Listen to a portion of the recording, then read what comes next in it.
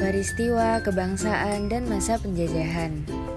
Salah satu peristiwa tidak menyenangkan yang dialami oleh bangsa Indonesia adalah penjajahan yang berlangsung cukup lama. Dimulai dari peristiwa kedatangan bangsa Barat. Dari akhir abad 15, bangsa Eropa berusaha melakukan penjelajahan samudra. Bangsa Eropa yang pernah melakukan penjelajahan dan penjajahan di Indonesia dimulai oleh bangsa Portugis. Kapal mereka pertama kali mendarat di Malaka pada tahun 1511. Berikutnya ialah bangsa Spanyol yang mendarat di Tidore, Maluku pada tahun 1521. Kemudian disusul oleh bangsa Inggris dan Belanda. Kapal Belanda pertama kali mendarat di Pelabuhan Banten pada tahun 1596. Kemudian, faktor-faktor pendorong penjelajahan samudra antara lain sebagai berikut. Yang pertama, adanya keinginan mencari kekayaan atau gold.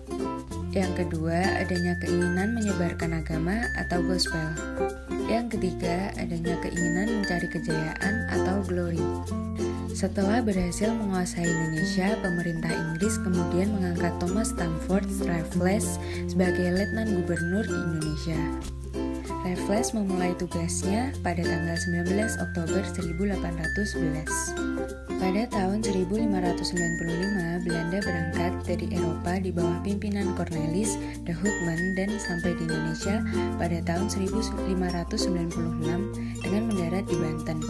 Sejak pelayaran de Houtman, banyak berdiri perusahaan-perusahaan dagang Belanda yang masing-masing memiliki kapal sendiri dan berlayar ke Indonesia. Pembentukan VOC.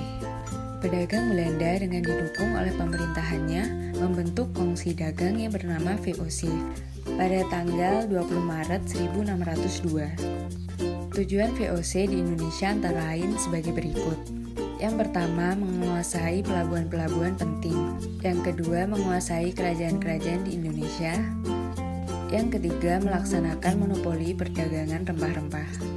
Pada masa kepemimpinan Johannes van den Bosch, Belanda memperkenalkan sistem tanam paksa. Sistem tanam paksa pertama kali diperkenalkan di Jawa dan dikembangkan di daerah-daerah lain di luar Jawa. Di Sumatera Barat, sistem tanam paksa dimulai sejak tahun 1847. Adanya penyimpangan-penyimpangan pelaksanaan tanam paksa membawa akibat yang memberatkan rakyat Indonesia.